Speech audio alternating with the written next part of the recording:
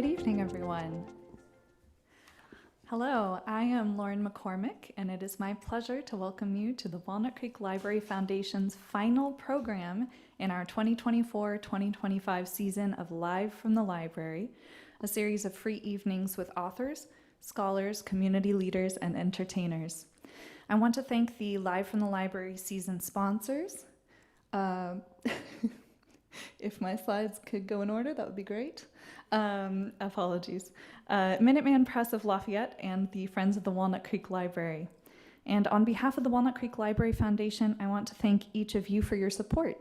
You support the foundation just by being here, and some of you provide financial support as well.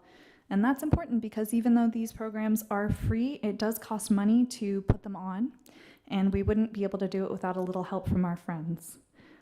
Your support enables us to do so much more than enrich the experience at both of Walnut Creek's beautiful libraries. Here's a look at some of the events and activities that the foundation has sponsored recently. If you're already a donor, thank you again and congratulations. And you can become a donor this evening by slipping a few dollars in the tip jar at the back of the room or by visiting our website, www.wclibrary.org. You may hear closure announcements for the library leading up to 8 p.m., but please don't be alarmed. Everyone will still be able to exit the building after the program ends. And now, allow me to set the stage. It is October 2nd, 1943, Mahatma Gandhi's 74th birthday. Kasturba, his wife of 60 years, is under house arrest with him at the Aga Khan Palace prison for instigating the Quit India movement against the British rule in India. They are visited by you, members of the foreign press who want to hear her story. Let us now meet Kasturba Gandhi.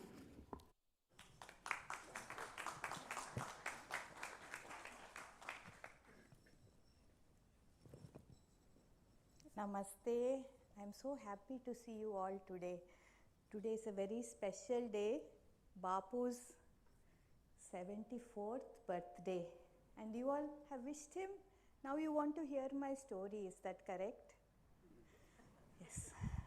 And I have been a little unwell, but today I woke up early in the morning. I drank my coffee. I said my prayers.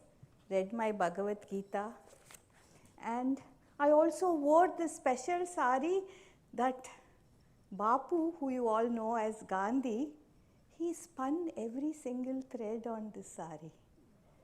So I thought I will honor him with that. But now, let me start with my childhood, the happiest time of my life. Did you all have a happy childhood? Good to hear that. You know, I was born in 1869, they say, in a town called Porbandar in the west of India. And I used to sit in the balcony of my house there and watch the ships come and go on the Arabian Sea. It was a happy time. My father was a merchant, and I used to wonder which of the ships carried his textiles. And when I was a small girl, I was allowed to play with my two brothers and their friends. And once I met this new neighbor who had come. This boy's name was Mohan. And I noticed he was very thin and had very funny ears protruding like this. A few years later, I was told that I was engaged to be married to this boy, though they had moved away to another city called Rajkot. Well, girls didn't have much of a say then and even now in 1943. You know, I didn't even go to school. Though we belonged to a good family, my father was successful, girls like me were not given an education. That was only for the boys. At home we were taught things from our mythology, like the Ramayana. We were taught about these virtuous women like Devi Sita from that epic, and also brave women like the Rani of Jhansi who fought the British. And our mothers and grandmothers taught us these stories and told us about these things. We were trained to be good housewives and taught these chores, but I did not enjoy doing all that. I was quite pampered, I must tell you, being the only daughter with 2 brothers. Well, as soon as I turned 14, it was my wedding day. Yes, we were taken to this big courtyard in a beautiful part of the city of Porbandar and dressed up in saris, myself and 2 other girls. We were going to be married to 3 boys from the Gandhi family. We waited as these boys came on horseback with lot of music and dancing, but we couldn't go and meet them. We looked from the window and saw everything. And soon I was taken to this part of the courtyard where there was a fire and the priest was there, and I was made to sit in front of my groom. My face was fully covered like this, but I peeped a little bit, and guess what I saw? Those ears sticking out. Yes, except he had become much taller. He was still very thin, and he was going to be my husband.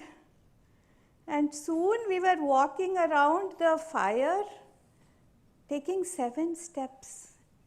And I remember with the last step I had to repeat after the priest who was saying these things in Sanskrit, our ancient language. I had to repeat that I will always be by your side.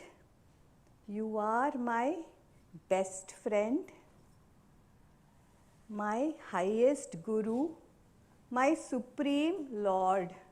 Yes, I didn't pay much attention to it then, but this would later come back to me many times and test me. You know, I could not call him Mohan, so I will refer to him only as Bapu, which means father. Soon I had to say goodbye to my happy childhood and my family and go to another city, to my new husband's house, the city called Rajkot. It was very different there. I cried when I left my mother and went to my new life. You know, they had a small house there with many people living under one roof, all distant and close relatives living together in what was called a joint family. And do you know what happened? As soon as I went into that house, I was taken to the kitchen and asked to help with all the work there, because we had to feed many hungry mouths. And I was very, very shocked. But the good thing was my mother-in-law, Bapu's mother, called Putli Bai, that was her name. She was very kind and nice to me. And soon she trained me how to do all these things, especially the cooking and the cleaning. And all day I did it along with the other women, like good Hindu women had to do. But meanwhile, my husband, Bapu, who was in fact a few months younger than me, he was going to school and studying and having a carefree life. In fact, he used to try and control me. Can you imagine? He would come in the evening and say, Kastur, where did you go today? Without my permission. I only went to the temple with your mother. Is that a crime? Next time you have to ask for my permission. You know, I didn't ask for his permission. And once he got so angry, he sent me back to my mother's house as if that was a big punishment. You know, I had a good break and I enjoyed myself. And he had to come all the way to Porbandar to bring me back. He was also afraid of the dark, you know. So I had to make him feel brave and say that All those things were in his imagination. The scorpions and the devils that he was thinking about. He tried to teach me because I was illiterate. He started teaching me the Gujarati alphabet. But I would be so tired by the end of the day that I would fall asleep. But time was just flying, and soon a new plan came about. His brothers were willing to send him to faraway England to study. Well, you know, we were under the British rule then, as we are now, and they thought it was a good idea because they felt he would be able to do better in that British system.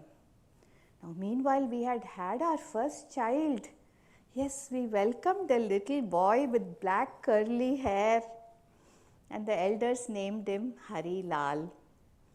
And I didn't want to be separated from Bapu, but he set sail to faraway England, funded by his brothers who took loans for him, and even I gave up a lot of my jewelry for his education.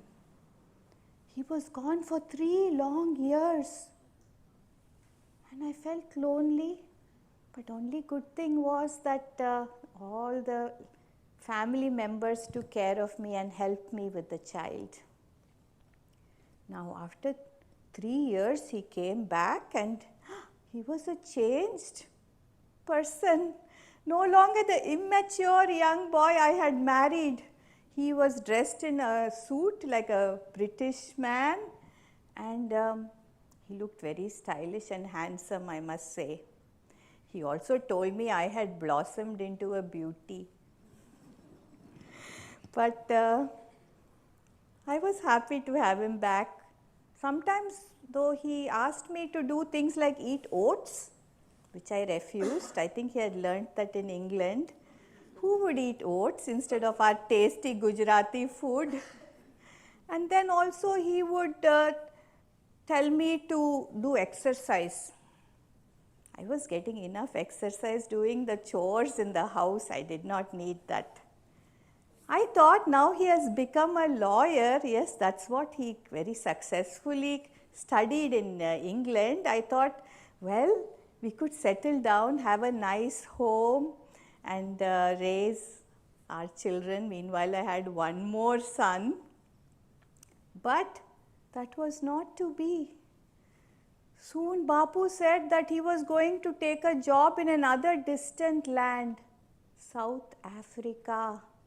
Oh, and he said he had a good opportunity to represent some Indian businessmen there.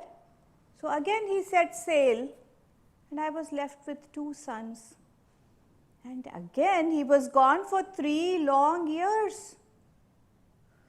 It was difficult. But he got back. And then, a bigger shock, he said that we should accompany him to South Africa. I had mixed feelings, you know. On one hand, I thought it would be good to live as a small family and give our sons a good education. On the other hand, I was very nervous. I had not really stepped out of Gujarat. How was I going to adjust in this distant land? Well, as a good housewife and a good partner to my husband, I, of course, had to go along. And so in 1896, we set sail from the port of Mumbai, that the British called Bombay. And we were off to this distant land. Bapu had made sure that I was very stylishly dressed in an embroidered sari. And I also had to wear covered shoes, which I was not used to. My feet were getting so sore with that. And we got onto the ship called the Kurland, and he made me walk up and down the deck to practice walking in those shoes. But even worse than that was the food. Oh. They gave us just white bread and some boiled vegetables, and I had to use something they called fork and knife and spoon, which made so much noise. I missed eating with my fingers like we did at home. 2 or 3 weeks into the journey, there was a terrible storm and the ship went like this. They said it was the monsoon that had hit. And we were all so sick. I ran down to the cabin and I prayed, hoping that God would save me and the children. You know what Bapu was doing? He was walking up and down the deck, perfectly all right, helping people. I knew this man was something special. And after that subsided, he got lot of respect and people were discussing things with him, and I could not understand most of it because it was in English. But I knew that he was a leader. You know, when we arrived in the port of Durban, have you heard of Durban? Yes, when we arrived there, a bigger shock awaited us. First they said that we could not get down from the ship, which was full of laborers and immigrants and some people like us. They said that we would have picked up some infectious disease like the plague from Bombay and we cannot disembark. Nobody was sick, but we had to wait on the ship. We ran out of water and food and the children were crying for a few weeks. Well, after that, they said that everybody could disembark, but we should wait, the Gandhi family. I could not understand, but soon I looked out at the harbour and I saw many white men standing there holding some signs. With my children said, it was written, "Go back, go home." And I also heard them shouting, "Go home, Gandhi, go home." I said, why are they shouting like that?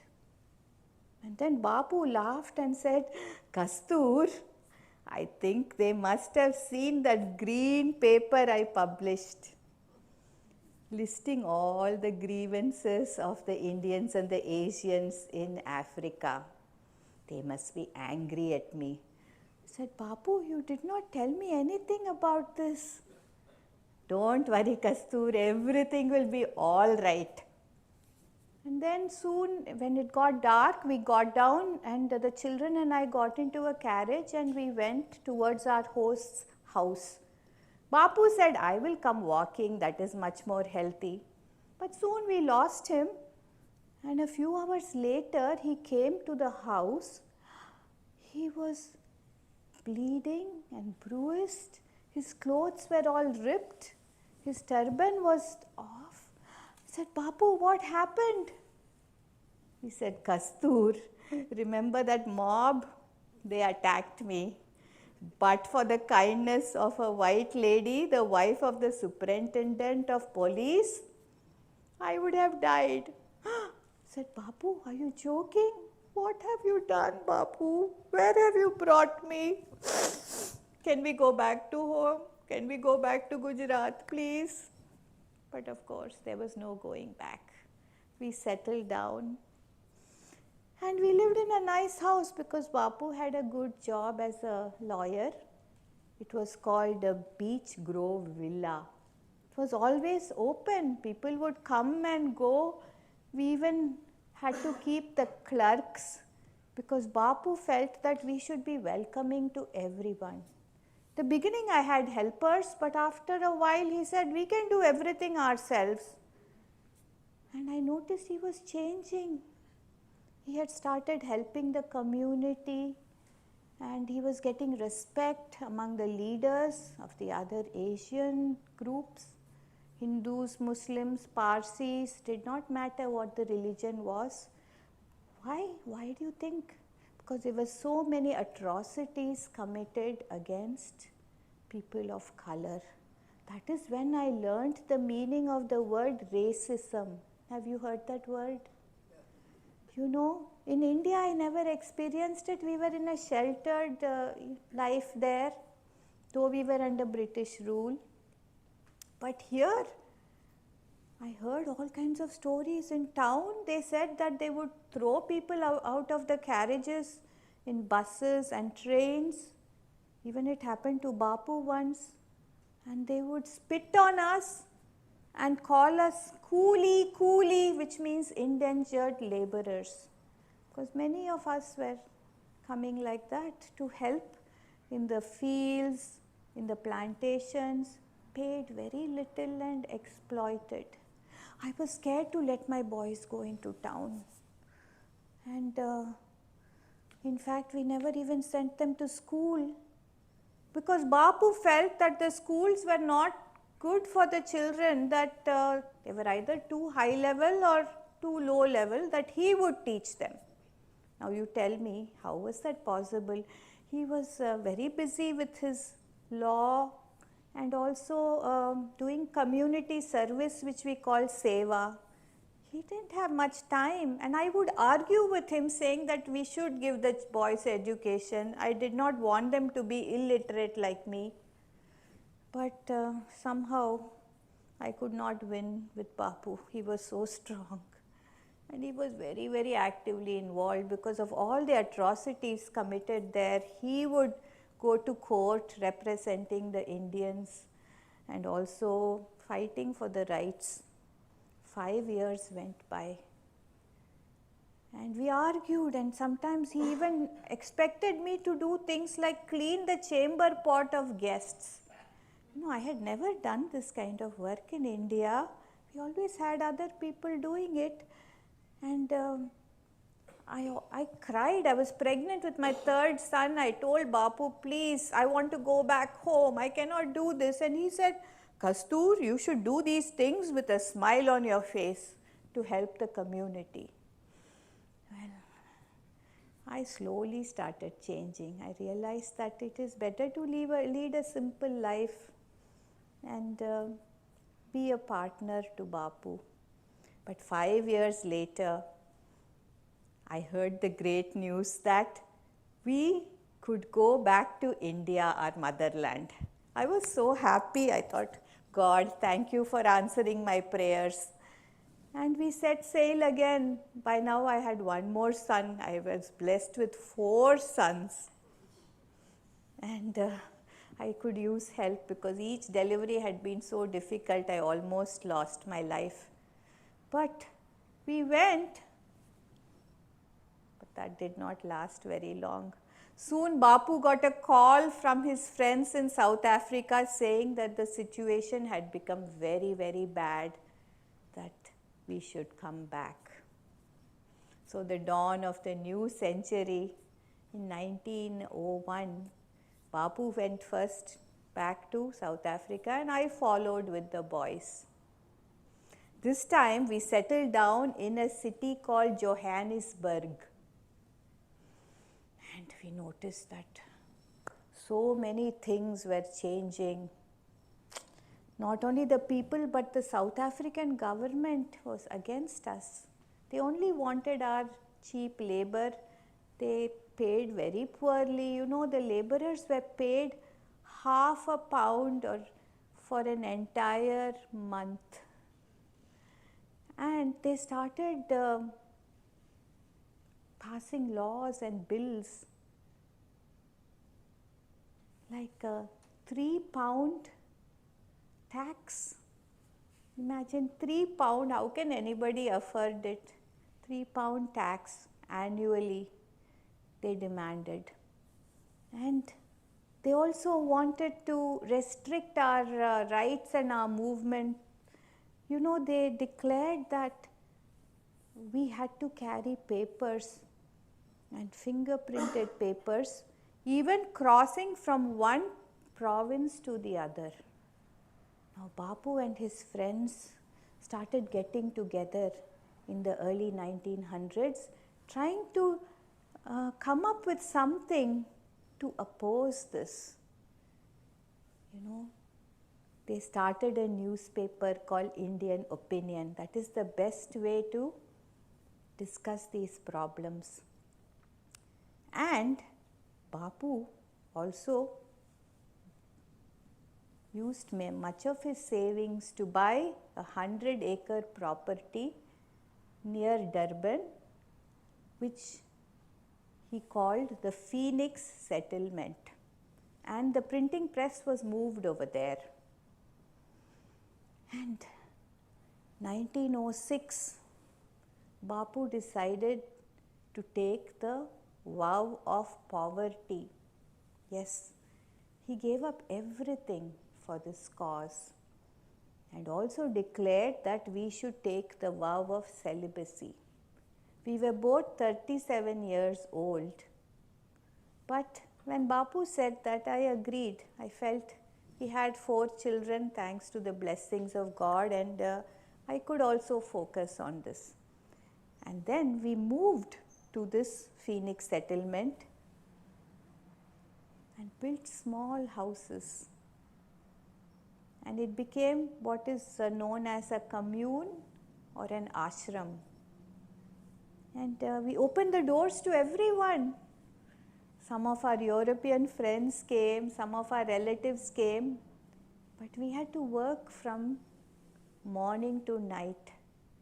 I had to feed so many people, make sure with limited provisions we could do that.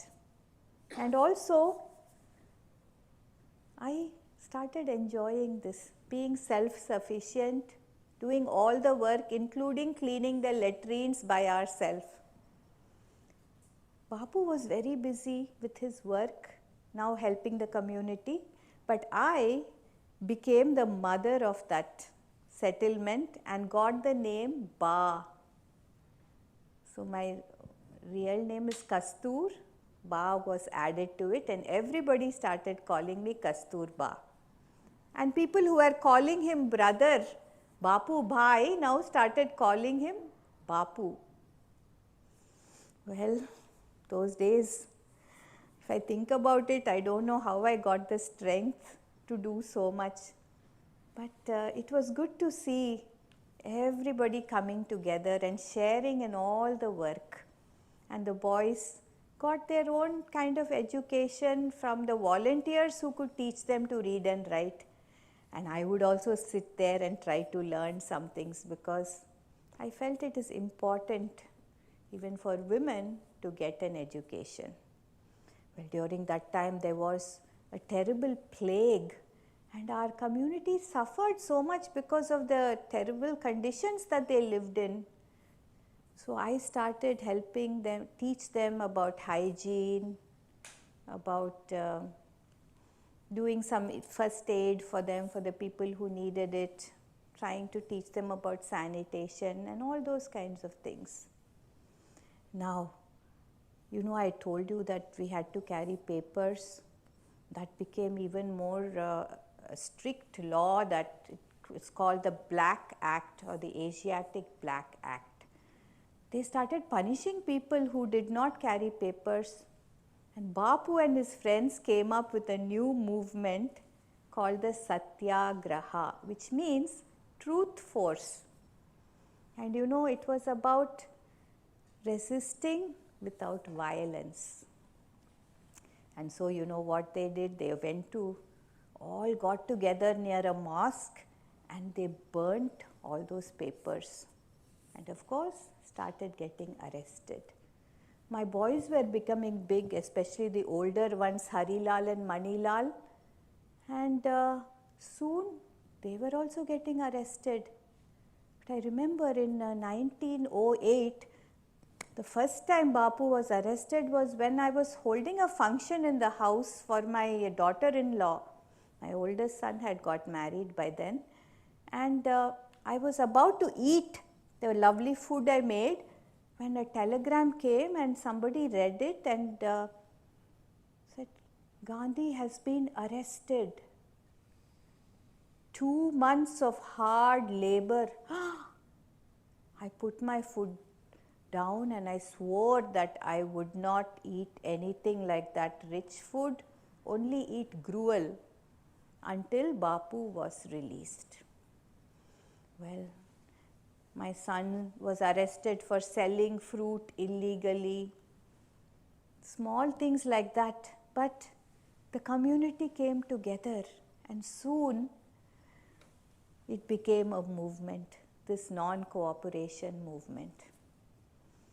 You know, in 1913, I was sitting with Bapu in an ashram, and by that time it was very hard to even get together with Bapu. He was so busy, it was one of those rare occasions.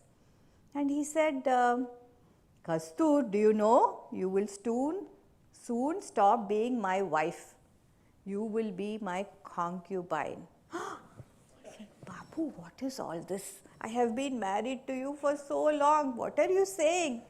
Kastur, the government is going to pass a law that anybody who is not married in a Christian or a civil way will be considered illegal. Said, Bapu, is there no end to this atrocity? Oh, what do we do, Bapu? Let's go back home. Said, Kastur, it is your honor that's at stake. Now you can do something about it. You can also join the Satyagraha movement. But Bapu, you told me that this is not a place for women, that we are so frail, we may die in prison, Bapu. Kastur, if you die in prison, you will become a goddess and we will all worship you. You know, it was not a joke. I took it seriously. So that very year, with 3 other ladies, I marched towards the Transvaal border without my papers. And as you can guess, we were all arrested. 3 months of hard labor. I remember we were thrown into this prison called Moritzburg prison. It was very dirty, and every time we cleaned one cell, they will put us in another dirty cell. They would make us do all these washing of clothes and hard things. They would throw some food that we could not even eat. But we all stayed together. The ladies and I would get together in the evenings and we would sing to our gods to give us strength. Kabhi Ram ban ke, kabhi Sham ban ke, chale aana, Prabhuji chale aana. Appealing to our gods, Rama and Krishna, to come and help us. And I think they helped us. After 3 months, we were all still alive. Bapu came to receive me, and he was skin and bones because he had also just finished a prison term. He said, Kastur, what happened to you? You have aged and you have become so thin. I said, Bapu, I have become a satyagrahi, a follower of Satyagraha or the truth force, just like you. Now there's no stopping me, Bapu. We laughed and we went home. I got very sick after that. I almost died, but somehow survived. And in early 1915, there was a call from our motherland, India, asking us to come and help with the freedom struggle there. And the good timing, because just recently the South African government had withdrawn the £3 tax as well as that marriage bill. So things were improving. So we felt it was time for us to go back and serve Mother India. So we set sail, leaving our second son behind to run the press. All of us, we went by the ship again, and we were received in the port of Mumbai. This time, people were standing with garlands and chanting, welcoming us. Even some British officers were there. I was a little embarrassed, especially when somebody said, Kasturba, the heroine of South Africa. I said, what heroine? Look at the way I am dressed. Is this how a heroine dresses? In any case, the next year we traveled all over India to see what was going on, and we were so shocked and saddened to see the poverty, especially in the rural areas where most of the people lived. You know, this British government and the greedy Indian princes and landlords had totally exploited the poor. They could not even afford 2 meals, they could not afford good clothing. It was very sad to see. So we opened an ashram in India, just like Phoenix and Tolstoy ashrams, and we welcomed everybody. You know, the caste system is very much prevalent today and was prevalent even then. And Bapu from the beginning said, we have to welcome everyone. There is no caste in our ashrams. And so we opened the doors, and we had some trouble. Other people complained, especially when 2 teachers came. They were from the lowest caste, who we later named Harijans, meaning children of God. They would do all the menial work. But this couple, they were teachers, and they brought their little daughter. And the daughter came running to me, and I picked her up, and I thought, this is also a child of God. How can we discriminate? And then we bought an even bigger space with a very generous donation we got on the banks of a beautiful river called the Sabarmati River in our state of Gujarat, and we built a nice ashram there. And we were getting very busy. Bapu would go and talk to all the Congress leaders, and I would also travel with him, sometimes without him, to the villages to see what was going on and to see how I could help. And I remember we went to this place called Champaran by the foothills of the Himalayas, where there were a lot of indigo fields. Now the British and the landlords had forced the farmers to go grow indigo instead of crops that they could actually eat. And there was so much poverty, and people were suffering. If the monsoons failed, the farmers were punished. And I saw that women did not even have a second clothing or second sari to wear. They could not take a bath because of that. Children were not educated. So I went in there and I brought volunteers to help teach the children and help the women. And then Bapu and I came up with an idea.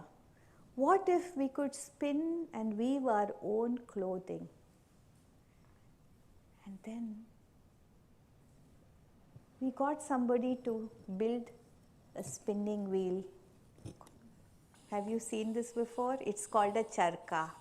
It's a simple wheel, but it brought about a great change. You know, because all this while the British were picking our cotton and sending it to Manchester and to Mumbai to make into textiles. But then we started picking our own cotton and made the yarn by spinning. And then we sent it to the villages where the weavers made them into cloth. And this kind of cloth called khadi, hand-loom, hand-spun cloth, became very, very popular amongst us and all the freedom fighters. And it became the symbol of our self-sufficiency. Of course, the British government was not happy with this, especially when we started burning the foreign textiles and making bonfires. They started arresting us in the 1920s. But we didn't care. We went on. And the charka, or the spinning wheels, they sounded so sweet. And we would keep spinning and competing with each other, especially Bapu and I, as to how many skeins we would spin every day. And khadi became the symbol. And you know, the spinning wheel was adopted by the Congress party for the flag. I secretly made this to show you. I will be punished if they find it. Well,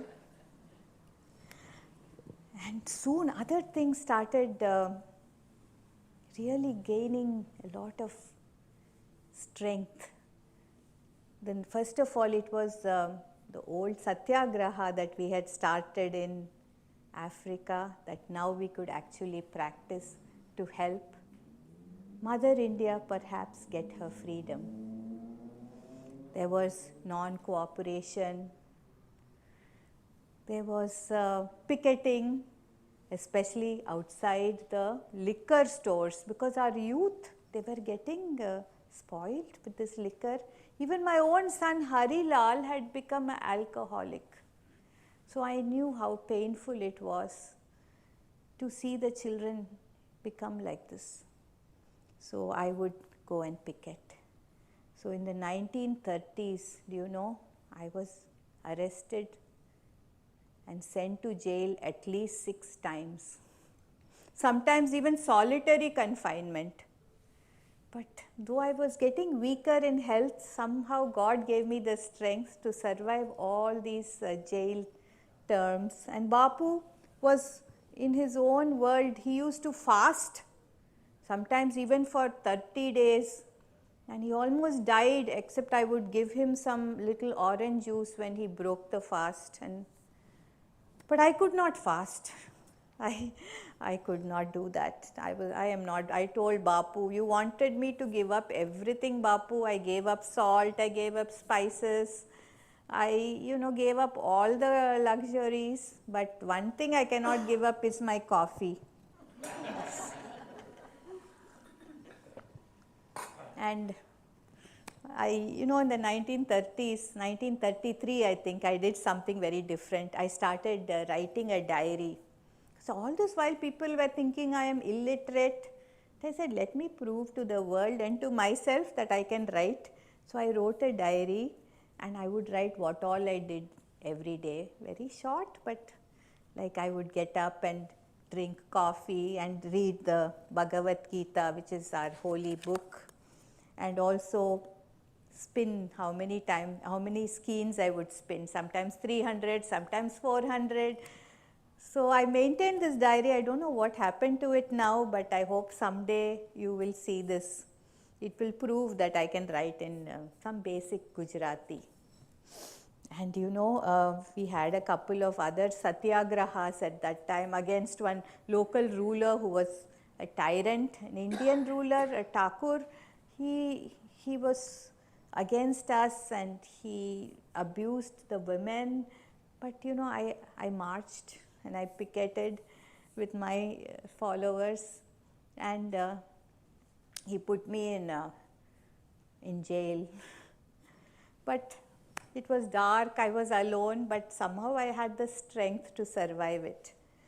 Now in the 1942, it was a turning point. Now the Congress party and its leaders like Nehru, Jinnah, and all those leaders who always consulted with Bapu, they came up with a final movement called the Quit India movement. And Karo ya Maro was the slogan, which in Hindi means do or die. I think everybody realized it was time to send the British home after 100 years of rule. And even before that, they had come and taken over our country under the guise of being traders. Well, in August of 1942, if I recall, they all got together and Bapu made this big speech in the middle of the night, urging everybody to come together.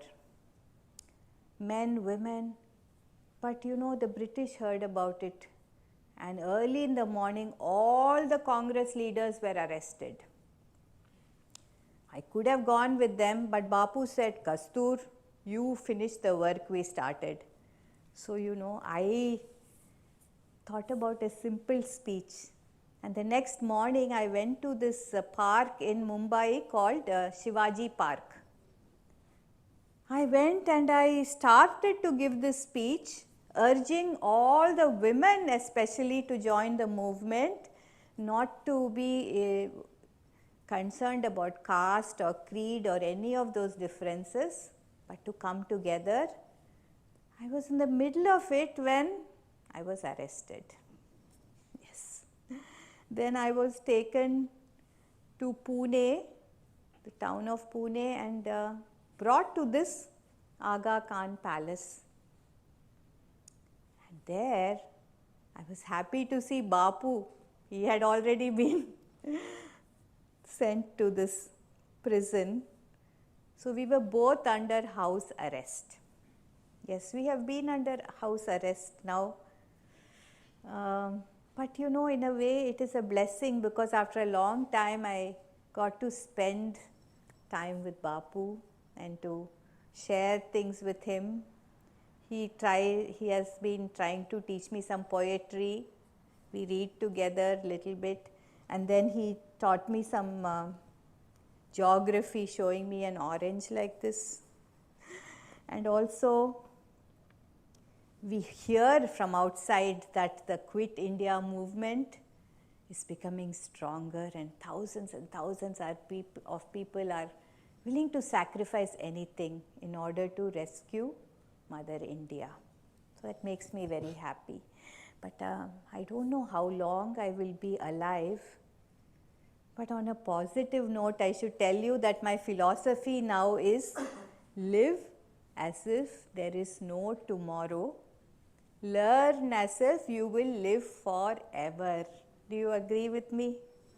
So I have been trying to read and learn and do whatever I missed when I was a child.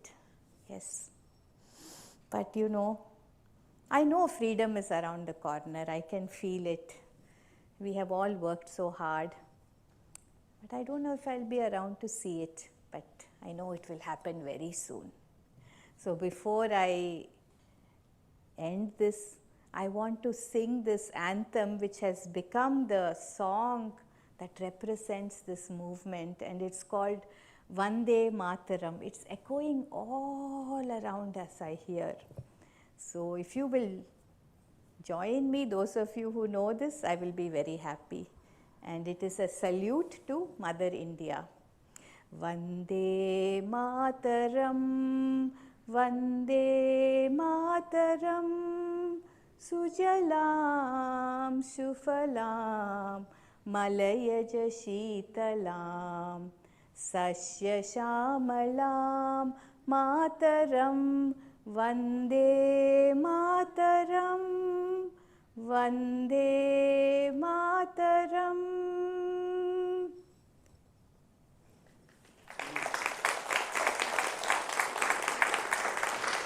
And if you have any questions, before I go to rest, I would like to try and answer about what I have been through. If you have a question for Kasturba, please raise your hand and my colleague and I will give the microphone to you so everyone can hear.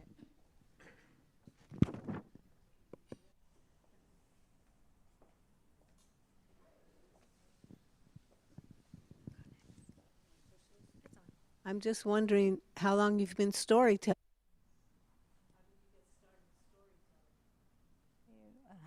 How did you get started storytelling? Now about Kasturba. So as Kasturba, I have been telling stories for a long time because my mother and my grandmother and my family, they all believed in telling stories. That's how they educated us.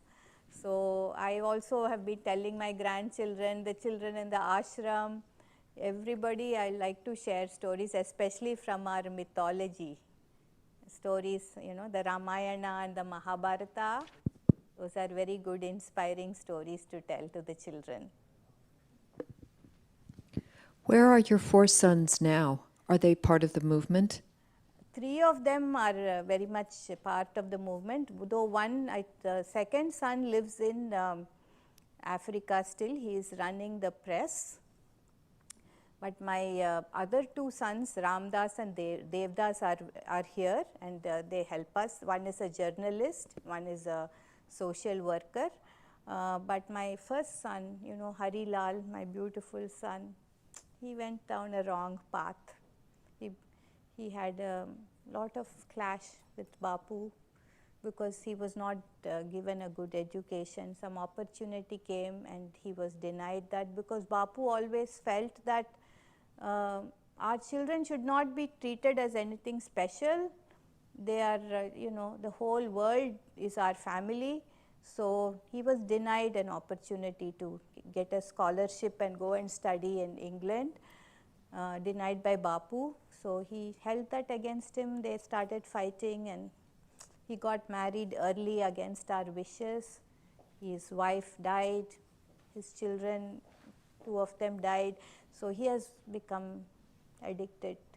But he still comes and sees me. I have a soft spot for him. I love him, and he comes and sees me. But it's sad to see him in that condition now. What was the reason Babu fasting? Yes, Bapu felt that in order to get independence, we have to give up certain things. The Satyagraha itself, one of the things in that was to deprive ourselves. So he felt if he fasted, he would make a statement that he is willing to sacrifice, and that it will get the attention of the British. So he started doing this even in Africa. And sometimes Bapu would fast even when something upset him, when there was some clashing between the Muslims and the Hindus.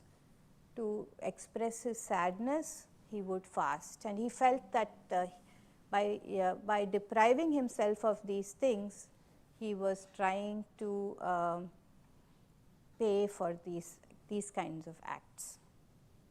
Yes. And even recently he fasted, just a few months ago, and I thought I was going to lose him because he went on a very long fast, but by God's grace, he survived it. Any other questions? Do Babu and Nehru have a good relationship? Yes, Bapu is very fond of Jawaharlal Nehru. He's like a younger brother. And often Nehru Bhai comes and talks, and he's very friendly with me also. I treat him almost like a son actually, and we are very close. He's a very good, and I think he will have a good role in the future of India. He is very clever and also very educated, and he's also very much a strong supporter of the movement and very loyal to India. I have a question. Can you recommend any reading that would further our learning of all of this? Bapu is the one who does all the reading, but he's always discussing. But I will find out some books for you and tell you. They're starting to write about the movement, especially the Westerners. Bapu has good relations with them, and journalists come and they stay with us in the ashram to see what we're going through, and they're starting to write about this whole movement, and it is influencing other leaders of the world also.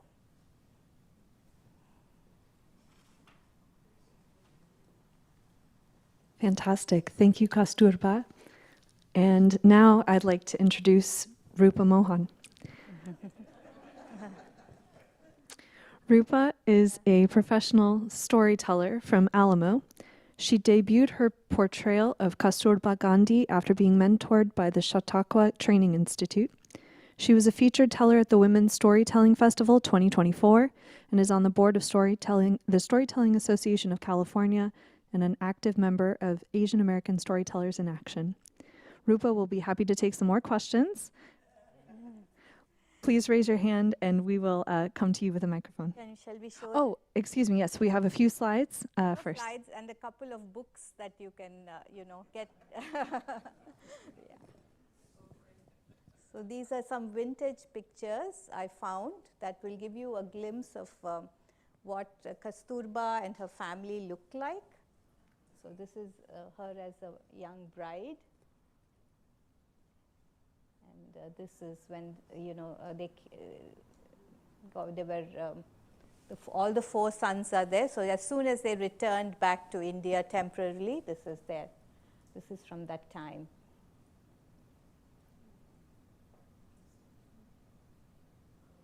And this is the only picture where Kasturba is smiling and happy, I think because she's among so many children. So she loved children very much. And as a good wife, she's washing Bapu's feet and massaging his feet. But he was also very good to her. He helped with her 2 difficult deliveries. He was a very good caregiver.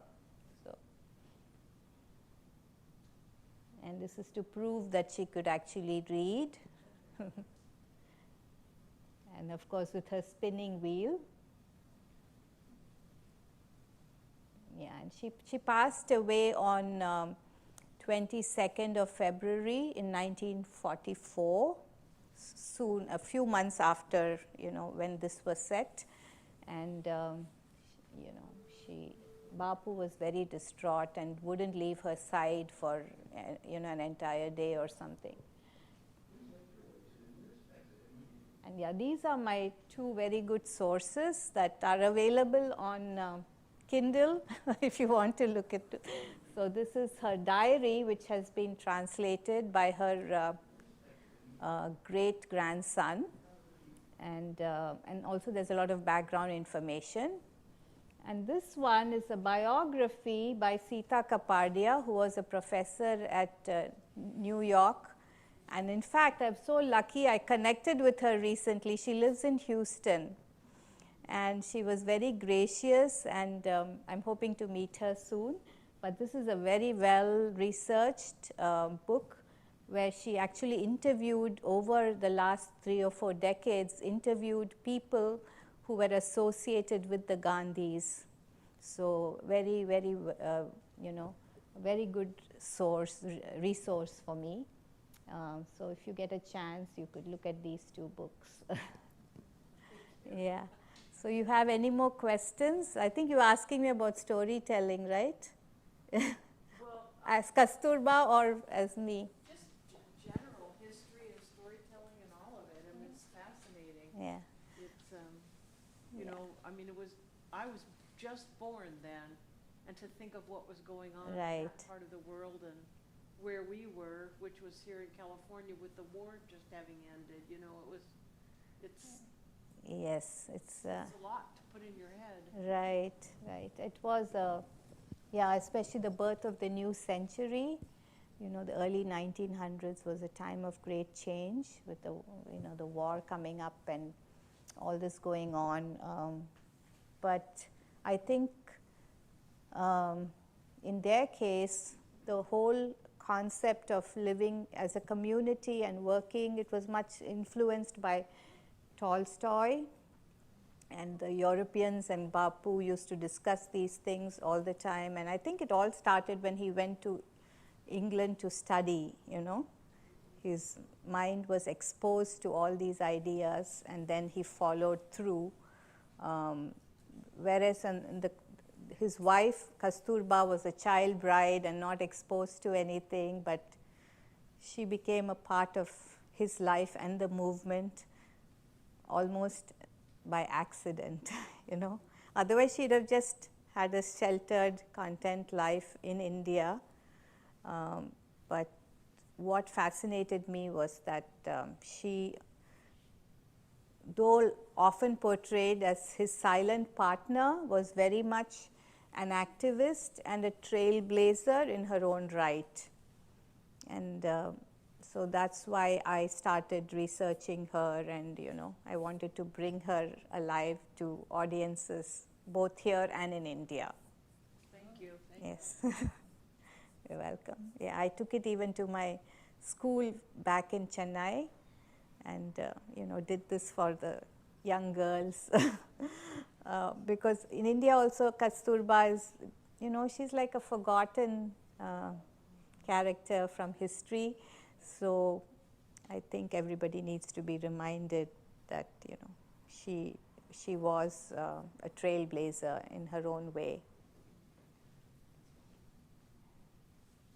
Any other questions? You have children of your own? Yes, I have 2 daughters. Yeah, they're grown. Yeah, hopefully they watched it on live stream. Yeah. Who else have you done? I have, this is the first one I did, because of the Chautauqua training, but I've also worked on an Indian artist, half Hungarian, half Indian, called Amrita Sher Gill. So I'm hoping to bring her to audiences, and she's like the complete opposite of Kasturba, but though she lived around the same time, she was like a wild child, and she was one of the early contemporary artists.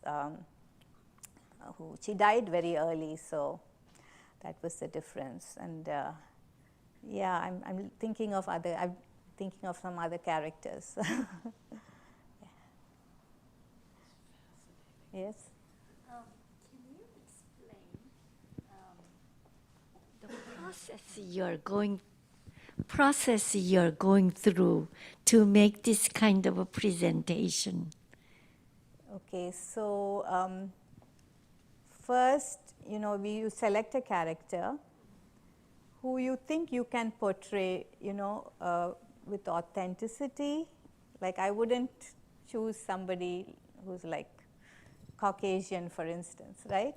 So coming from that, similar cultural background, it really helps. And then I started doing all the research. That's what Chautauqua, the training helped in finding out, like if the character has died recently, you'd have to ask permission, from her family, and then what kind of resources we could actually tap into. In this case, there are writings mostly about Gandhiji, about him, and there's even footage, speeches, but I didn't find anything about Kasturba, and I would have loved to have heard her, but there's nothing. So I went to people in India who have written books about her. I tried approaching her great-grandson, her grandson. Not everybody responded, but I was lucky enough to find, this Sita, somebody connected me with her. And then also, there is a lot on the internet nowadays, even sources from South Africa. There's a site which has chronicled the timeline in South Africa, and they have pictures of the settlements there. And I mean, there's a lot, but there's also sort of not authentic stuff. Like one lady has written about, like the secret diary of Kasturba. I don't even want to read it because it's all fiction. So you have to be a little picky. So and then a lot of the stuff came from Gandhi's. He was a very good writer, and so he has written a lot. So there's this My Experiment with Truth, his big famous book, where he writes about his early days with Kasturba and the movement and all. So there are resources out there. And I was lucky enough to also talk to people who had some distant connection, with the Gandhi family, from that culture, the Gujarati culture, which is good to learn. Though in India, there's so much diversity, right? I'm from the south, and I don't know much about Gujarati culture, except their food is very good. So I had to, tap into that and get help from people. So it took me about an hour. I think the program was a year long, so it took me about a year to come up with the final presentation in this format. Do you have any storytellers in your own family, your parents or? You know, they were informal, like my mother, my grandmother and all were informal storytellers. I mean, they would just tell the children bedtime stories and things like that. So because professional storytelling as such has taken off in India only recently, the last 20, 30 years. But my great source of support has been, I'm a volunteer at the Asian Art Museum. So some people are here, a couple of dozen, so they have been very supportive. And also, I've tapped into some other storytelling groups where I've had a chance to do pieces of this, if not the whole thing, and just build up my own confidence.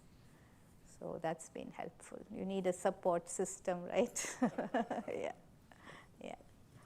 Yes. How many formats do you do this in? Do you do perhaps shorter pieces, longer pieces? Yeah, I've had to do. This is the authentic Chautauqua, the full-blown thing.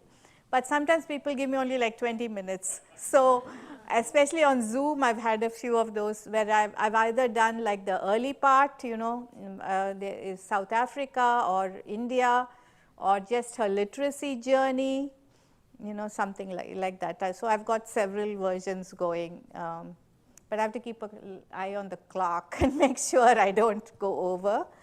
But it's been wonderful because I really enjoyed the research. I enjoyed finding out about the movement, which I had kind of forgotten. I've been in this country for 43 years, so I was like, okay, I need to go back to my roots. And I could relate because my grandmother was married at 13 and she had 4 sons. I mean, you have in our own families, right? We have these kinds of situations where they were child brides and not educated as much as the men. So we saw that with our own, ancestors. And they turned out to be really strong, awesome women. It was not like they were controlled. They became the matriarchs of the family. So, it was a good learning experience for me. Many of them were freedom fighters also. Yes, that's a good point. Many of them, my grandpa recalls going on the marches and, protesting. So we have those kind of, you also had people in your family, see? My aunt was a freedom fighter. Oh, okay, that's really interesting. Yeah, so that's a generation that was so instrumental in bringing freedom to India, and unfortunately people are forgetting about it and just taking it for granted, So it's nice to revisit, yeah. Well, we are so grateful to you for your time this evening. One more Oh, one more. Yeah, Okay. yeah. Sorry, I just noticed on this book that it's Gandhi that published this. Yeah. Is this It's a great grandson. great grandson? Yeah. Okay. In fact, this diary was found only recently in some warehouse. Remember, she wrote it in 1933. And it was totally forgotten, and somebody, the grandson, before that, I think Sita, she mentioned that when doing her research, she had kind of come upon it, but they didn't do anything with it because it was written in Gujarati. So the great-grandson a few years ago succeeded in getting it translated and published. So that was a real breakthrough moment for me because, I see her daily, all her activities, and it was wonderful, though very simple, but that was enough to give me a good insight into her life. So, yeah. And if you're interested in these books, you can check and see if the Contra Costa County Library has them on. And if they don't, you can request them. Well, I want to take a moment to thank Roopa so much for bringing your beautiful portrayal of Kasturba.